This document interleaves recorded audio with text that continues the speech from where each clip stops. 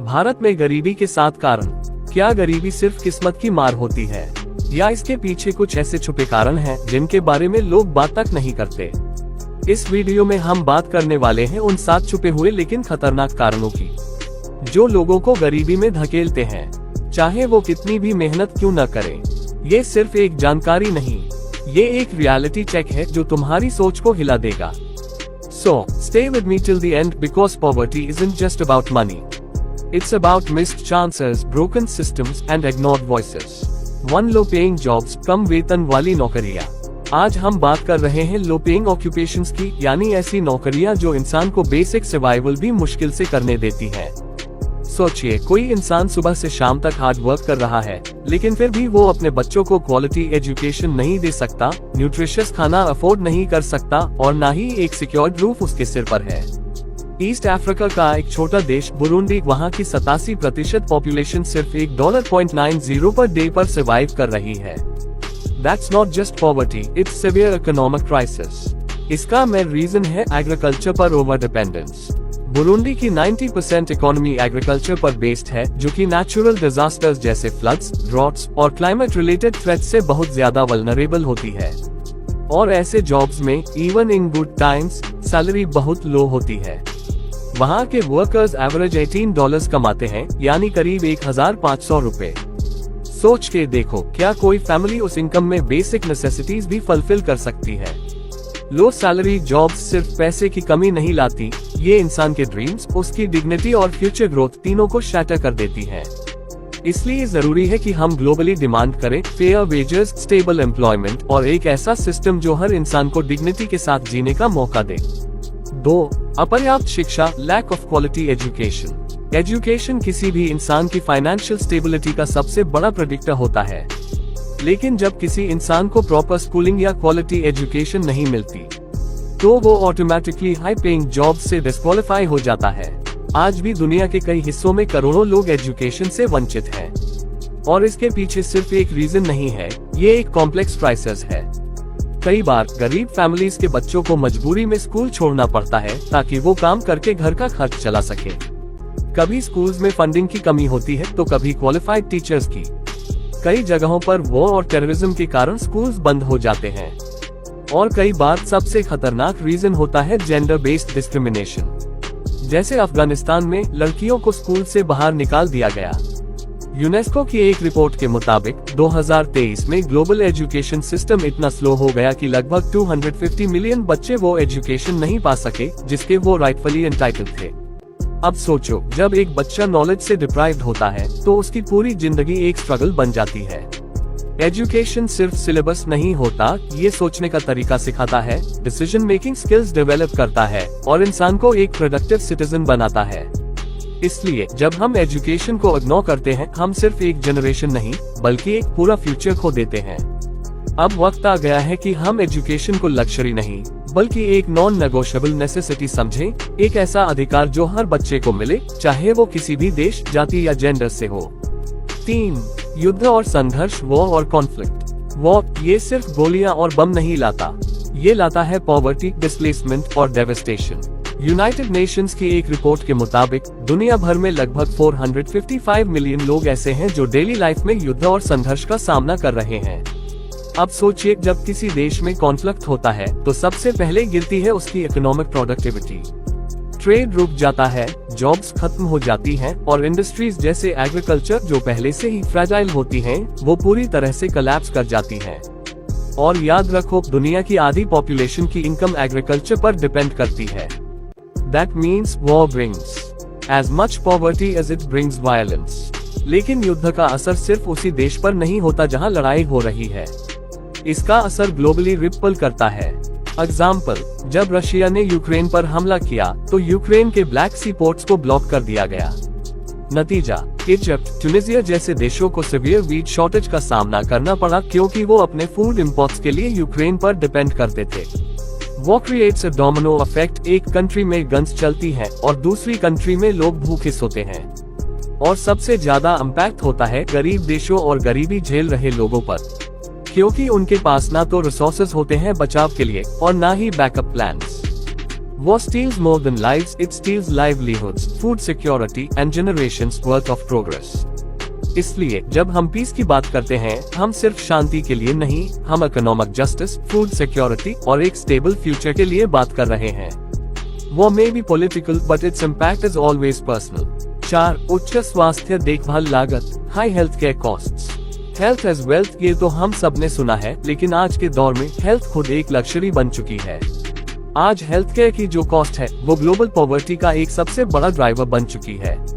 कोविड-19 pandemic से पहले ही दुनिया भर में करीब 1.4 बिलियन लोग ऐसे थे जिन्हें फाइनेंशियल हार्डशिप का सामना सिर्फ मेडिकल बिल्स की वजह से करना पड़ा।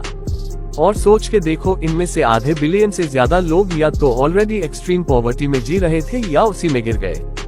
परेशानी यही नहीं रुकी, पैंडेमिक के बाद भी हेल्थ केयर अफोर्डेबिलिटी बेटर नहीं हुई। चाहे यूएसए जैसा डेवलप्ड देश हो, जहां हाई इंश्योरेंस कवरेज है, वहां भी लोग मेडिकल डेट के बोझ तले दबते जा रहे हैं।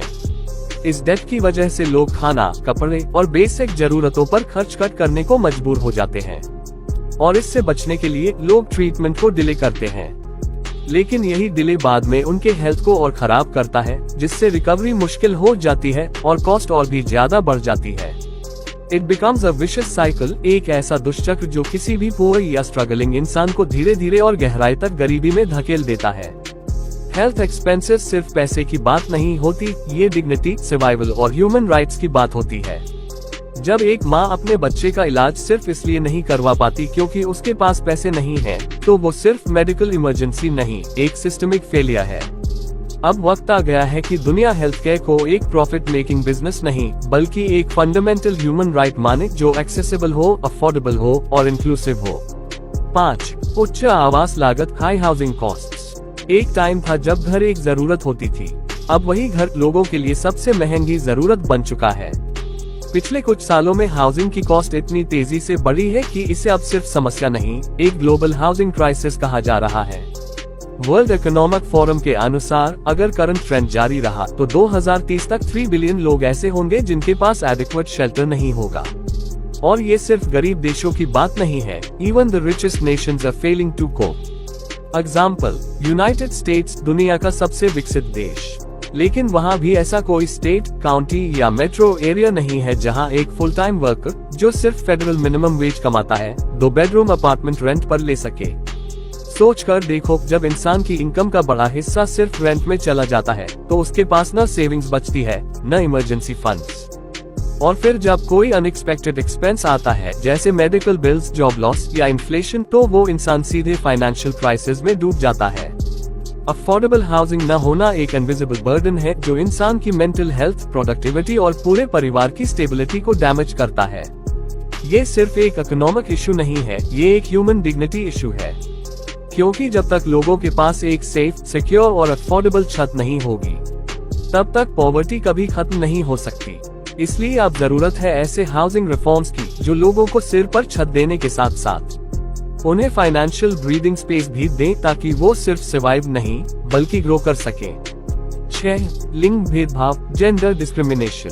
Poverty doesn't affect everyone equally, और अगर बात लड़कियों और औरतों की हो तो हालात और भी ज्यादा दर्दनाक हैं।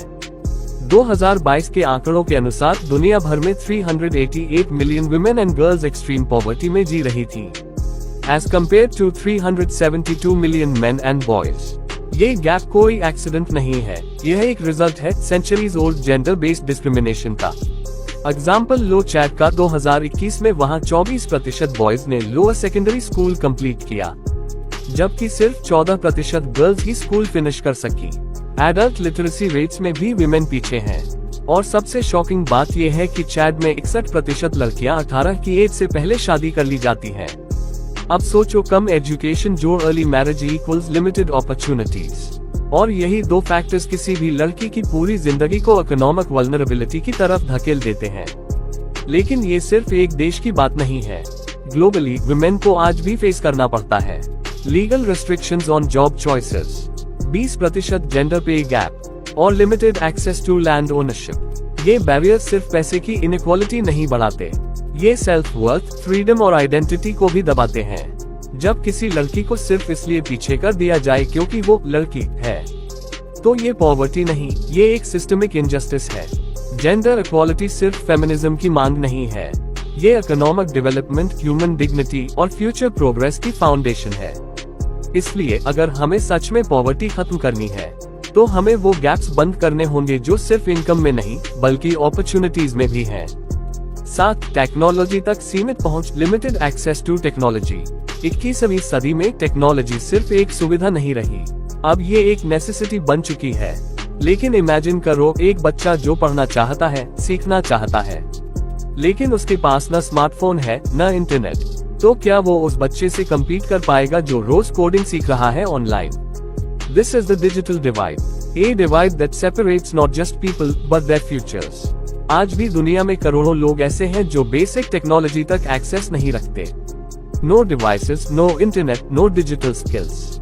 और इस वजह से वो education, job opportunities, government schemes, इन सब से दूर रह जाते हैं।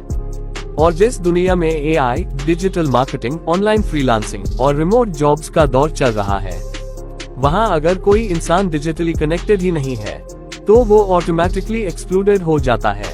Limited access to tech equals limited access to opportunities, and limited opportunities equals perpetual poverty. ये सिर्फ इकोनॉमिक डिसएडवांटेज नहीं है, ये एक मॉडर्न इनजस्टिस है। टेक इनइक्वालिटी एक साइलेंट बैरियर है जो किसी इंसान के ड्रीम्स को उस तक पहुंचने से पहले ही ब्लॉक कर देता है। अगर हम सच में पॉवर्टी को खत्म करना चाहते हैं तो हमें सिर्फ रोटी, कपड़ा, मकान नहीं बल्कि डिजिटल एम्पावरमेंट भी हर इंसान तक पहुंचाना होगा।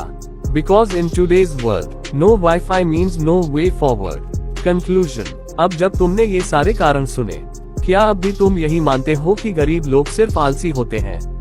नहीं, they are not lazy, they are left behind by systems that never included them.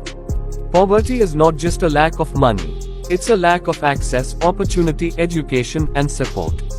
अगर हमें सच में बदलाव चाहिए तो हमें पॉलिसीज नहीं, प्रायोरिटीज बदलनी होंगी। हमें सिंपैथी नहीं, सिस्टमिक चेंज की जरूरत है। और याद रखो, तुम इस बदलाव का हिस्सा बन सकते हो by spreading awareness, by questioning injustice और सबसे ज्यादा by never judging someone without knowing their story. अगर ये वीडियो तुम्हारे दिल या सोच को छू गया हो तो इसे शेयर जरूर करना, क्योंकि कोई एक शेयर किसी की सोच बदल सकता है। Thank you for watching Folded Hands.